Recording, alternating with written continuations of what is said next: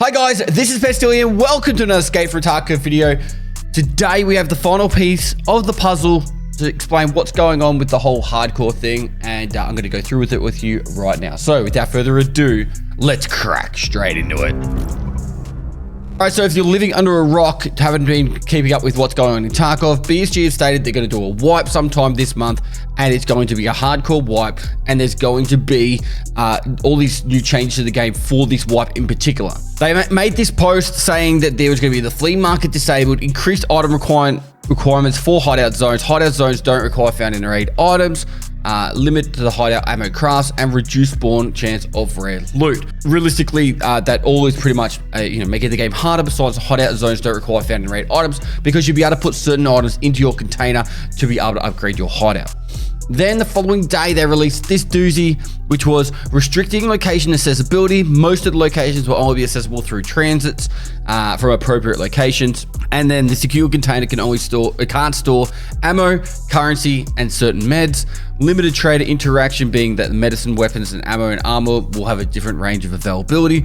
And then the reducing the selling price of items and the increasing the buying price of items. This post right here set everyone into an absolute doozy of a fucking doomsday thing. Oh, the game's dead. This is the end of the world. Blah, blah, blah. All right. I just said it is what it is, see what happens. Hopefully it'll be in like rotation if there's the accessibility. Personally, I don't like the idea of having to go into a map then to go to another map. Particularly if you're trying to prestige and stuff, because it was just going to be really painful. Too many loading screens. I said that in the previous video, but I didn't go down the whole doomsday thing. I'm more of a stay positive, wait and see kind of guy. But then Battlestate Games came out with this. They stated, "We are carefully monitoring player feedback and would like to provide more clarity on the details of the upcoming wipe. All restrictions indicated in the infographics will be wave-like as players progress. We have planned sets of changes that will affect the gameplay, including the gradual opening of locations on the location selection screen, and showing this infographic of 100% boss spawn chance on all locations, reduced experience for killing enemies and dying, increased experience for surviving, and increased AI difficulty." So all these are actually pretty solid changes in my opinion. Having bosses 100% spawn, always fun when the bosses are spawn rates, 100% spawn rates, so that way you can go around and be like, more people are influenced to try and go to that map and kill the boss. Plus, you're not spending like 40 raids to try and get one boss to spawn and be first there. Reduced experience for killing enemies and dying is, just slowing down progression in general. But increasing experience for surviving is actually a good thing in my opinion. I think actually you should get more experience for like the multiplier for surviving. It already is a benefit, but it could be more, because surviving should always be the emphasis. And then increased AI difficulty. I don't know what that means. Hopefully they're not more aimbotty. So they've said that it's going to be wave-like, which means that we'll probably run into a situation where the start of the wipe will be like this, move into something like this, and then finalize like this. Nikita then also wanting to clarify. So we had 3 pictures explaining only the part of the upcoming changes for this next hardcore wipe. Various balance changes will be made to trading, availability of weapons, equipment, loot, bot behavior, quest experience, skill leveling, and other attributes and parameters in order to create a unique experience of playing in harsh conditions. Several stages of progression are planned within the balance changes will be made. Follow the news to find out all the details first. We are also closely monitoring player feedback and are already adjusting balancing changes in addition to the planned stages if necessary. Dear friends, let's go hardcore. So 1, they're monitoring, so they're listening to the feedback and they're going to change if they feel like it's appropriate.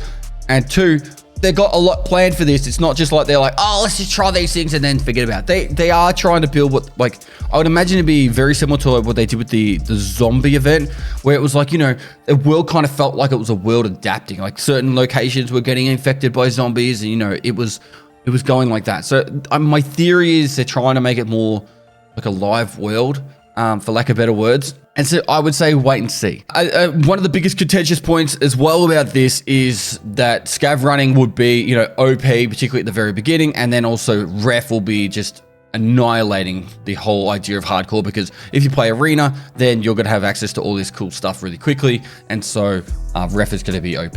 Tiggs, love the man. I'm not going to read it. Pause here if you want to read the whole thing. But he had a big point about how ref is going to ruin this, and Nikita responded saying, nope, there will be nerf to refs and scav play. So if you were in that ballpark of like, you know, like this is going to be ruined because they're just shoving this to make people buy arena so they can get more money, and then also make it that people play ref to send the money over back to the main game. There's nerfs to ref as well.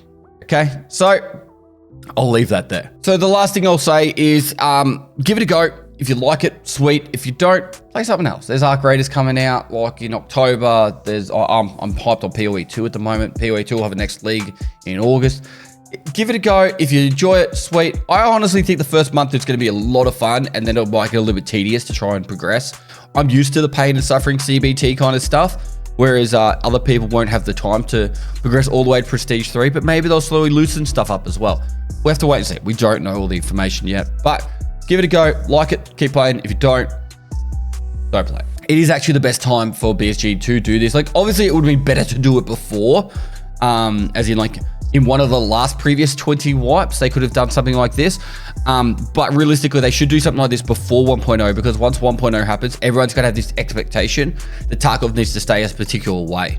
And I actually like the idea of trying different things. I know last wipe, they changed the flea markets to be banned for the first 3 weeks. I like the idea of experimenting with that kind of stuff, because it just, one, it makes it feel different, so it doesn't feel like we're doing the same thing over and over again. But two, it makes it that like they're trying to get better feedback from players. Because what if people like this, right? They could actually make it a hardcore mode that when you select to pick your character, like Bear or USEC, you could click hardcore and you'd be on the same servers as everyone else, but you'd have these restrictions. Like, there's those kind of things that they could implement into the game later on for the people that like punishing themselves even more than Escape from Tarkov already is, or for people that have played Escape from Tarkov so much, like myself, that it gives them a different way to play the game with forced rules by the game. So I am definitely against ever splitting the player base. And I'm going to say one last thing as well. I've never, I'll say, put my hand up and say I stuffed up and I'm wrong, but I've never said that I wanted Escape from Tarkov to be a forced rule set for the entire play base and everyone should have to give it a go. I've never said that, and if it is, it's probably been cut out of context, because I honestly think my rule set in particular is very much too punishing for the majority of the player base.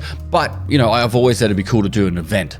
And so people are out there spitting shit that I'm like, the reason why this is happening, and I'm in Nikita's ear saying, give them a hardcore wipe, Nikita, they'll really like it. I'm not like that. If you saw how many messages I sent Nikita in the last 12 months, it's less than a dozen, and it's mostly just complaining about issues like our So It Good's broken right now. I don't know, like other quest breaks and stuff like that. And a couple of exploits that people have found that DM'd me. That's pretty much the limitations of my DMs with Nikita in the last 12 months. Anyway, I'm finishing this here. It's my day off. Hope you guys have a great weekend. Much love. Follow, like, comment, and subscribe, notification bell. And I'll see you guys Monday or whatever. That's it. Cut there. Just cut there, Nafa. Cut.